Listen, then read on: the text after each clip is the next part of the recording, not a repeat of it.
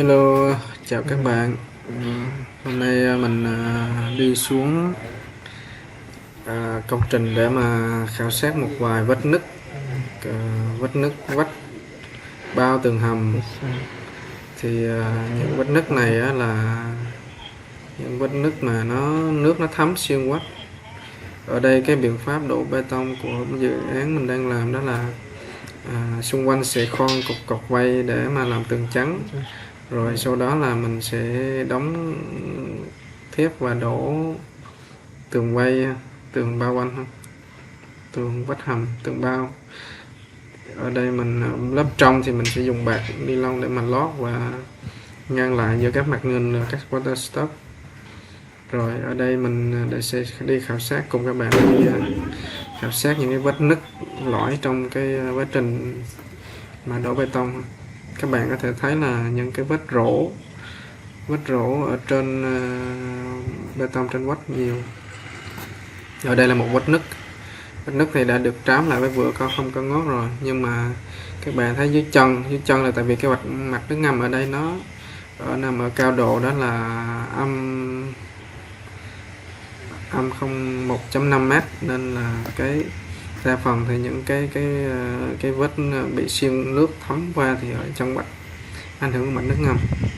Và đây đang là mùa mưa nữa nên là các vết nứt thì nó lại bị mặt nước ngầm lại dâng lên nữa, đâm ra cái áp lực nước đẩy nổi của nước thì nó lớn, áp lực ngang của nước nó lớn, nó làm cho nó chạy từ ngoài vào.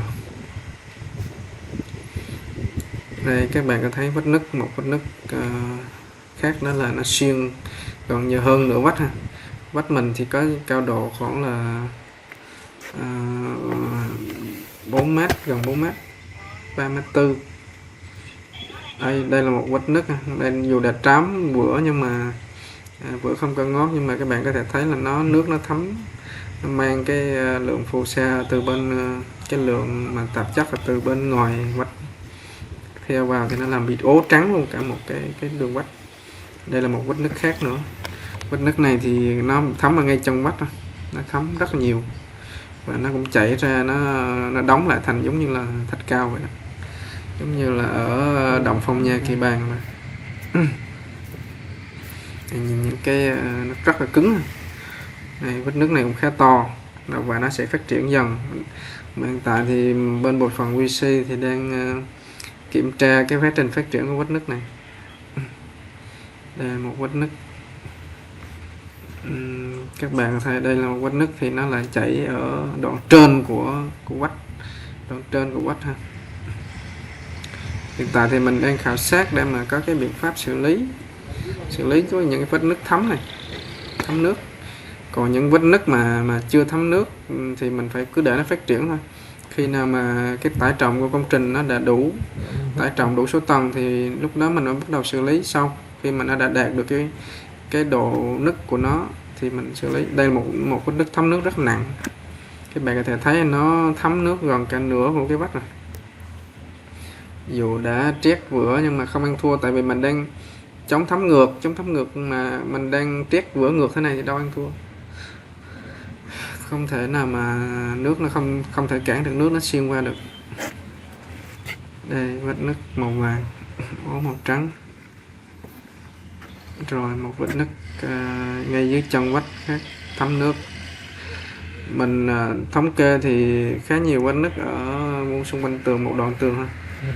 Đây là một vết nứt và cái vết nứt này thì đã có màu ố của thép. Mình có nghĩ là có thể là đây là đất sét, hoặc là có thể nó đã mang cái rỉ của tạp chất gì đó ở ngoài vào, hoặc là có thể là rỉ của thép chịu lực. Thì cái này mình cũng không chắc, nhưng mà các bạn chuyên gia thì có thể cho mình xin ý kiến thêm chỗ này.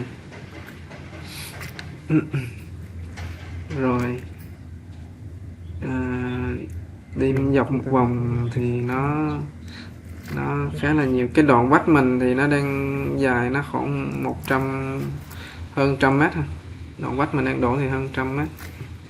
Có những vết thấm nước rất là nhiều, vết thấm nước màu đỏ, có vết thấm nước lại màu trắng, ố trắng và nước lại màu đỏ lên.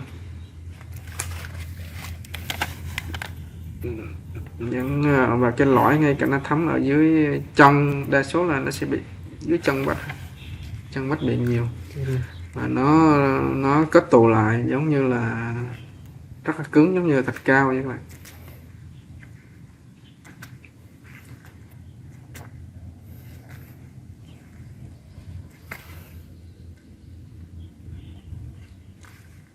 Rồi nói chung là đa phần thì những vết nứt này nó sẽ thấm ở dưới chân vách.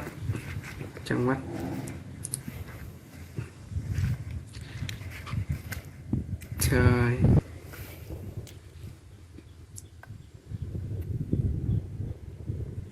Rồi mình khảo sát một lượt rồi mình sẽ phải đưa ra cái biện pháp xử lý. Thì tiếp theo mình sẽ trình một cái biện pháp, mình đề xuất một cái biện pháp xử lý thì Bảo Bụi đề xuất thôi, nhưng mà mình xử lý bằng cái thấm này.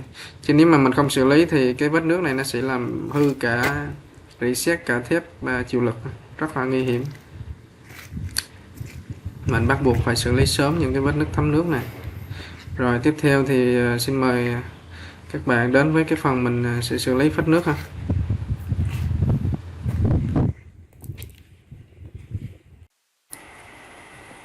Rồi thì mình cũng đã có vẽ lại cái mặt bằng của cái hiện trạng của mặt bằng của cái đoạn vách mình ha. Đoạn vách mình thì hiện tại đang thi công từ đoạn này, từ điểm này đến này, đến đây và lên đây và tới đây. Thì mình đang thi công được là 155 mét. 150 mét thì ở đây là những cái vết nứt mà thấm xuyên vách, thấm nước xuyên vách thì mình đã có thể hiện trên mặt đứng của từng đoạn vách này và đánh số. Đây mình đã có đánh số cho từng đoạn vách rồi. Thì cái biện pháp xử lý của mình đó là mình sẽ đề xuất đó là dùng keo ha. Dùng cái loại keo đó là cái keo mà nó một sản phẩm nó có tác dụng keo epoxy, gốc epoxy 2 thành phần. Thì cái tên nó là 3BR 9210, 2 thành phần AB trộn với nhau với tỷ lệ 21. Thì các bước mình cũng đề xuất cái xử lý các bước như thế này. Ở bước 1 thì các bạn sẽ khảo sát và khoanh vùng vết nứt ở vị trí của vết nứt đó, thì mình khảo sát và mình khoanh vùng lại đối với vết nứt thấm nước thôi.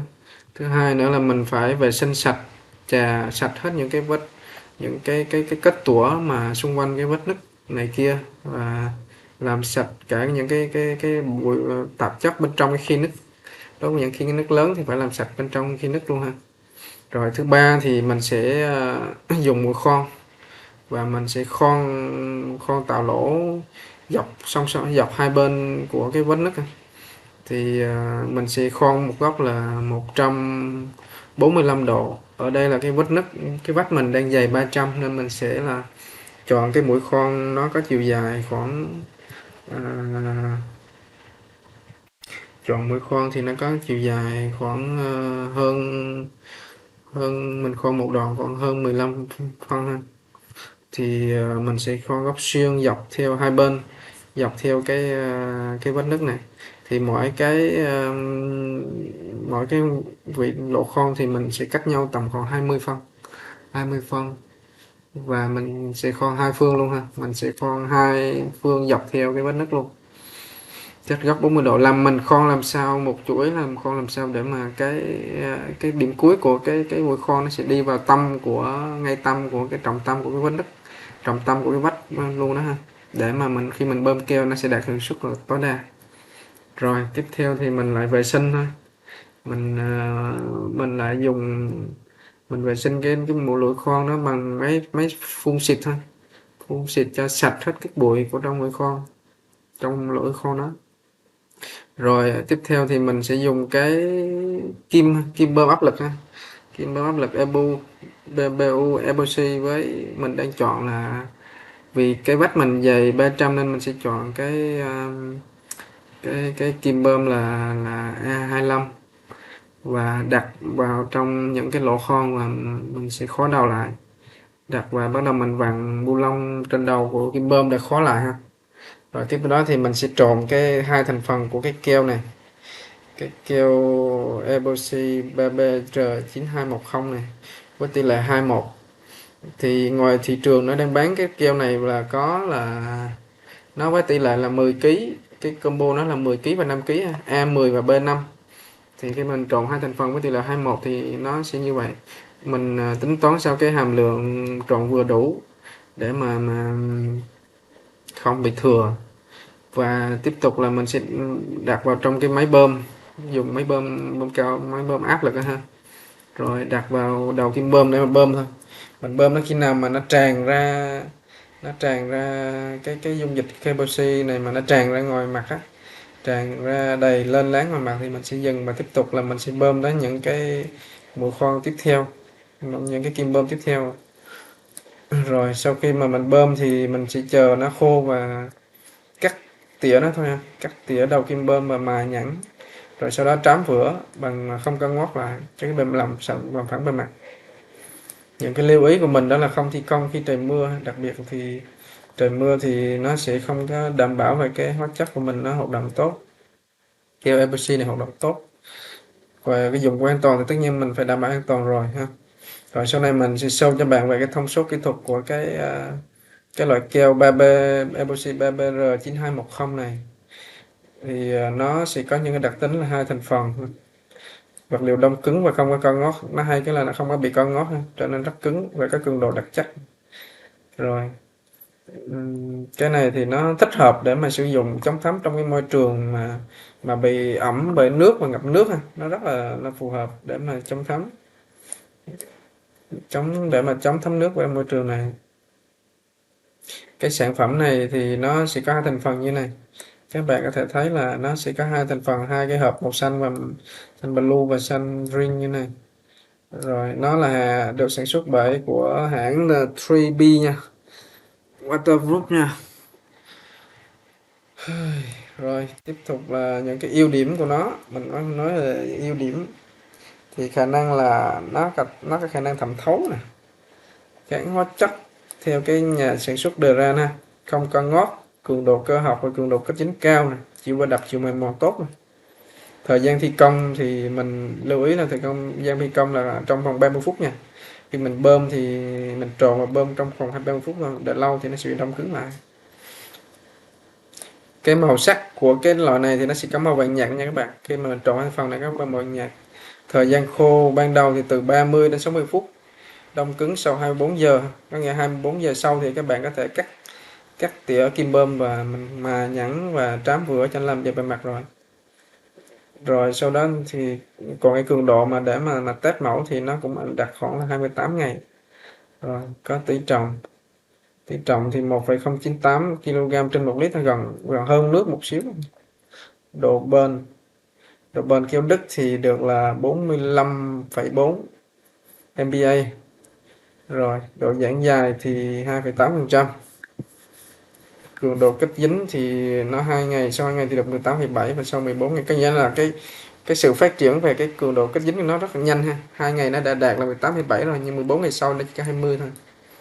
Độ nhớt động lực học, mấy độ nhớt rồi thì cũng ấy thôi. Cái đối với cái này thì nó chuyên dùng để mà thi công dưới nước, những cái kết cấu mà bị thấm nước. Rồi ở dưới đây thì cái biện pháp thi công thì mình cũng đã trình rồi, mình cũng đã trình bày rồi. Thì các bạn, mình đề xuất đây là một cái phương án đề xuất của mình để mà xử lý những cái vết nứt thấm đó. Thì các bạn nếu mà có ờ, hay hơn hay là cần thì có thể comment để mà mình cùng trao đổi. Đừng quên là nếu mà thấy hay thì có thể like video mình và đăng ký kênh ủng hộ mình. Cảm ơn các bạn. Rồi, xin chào.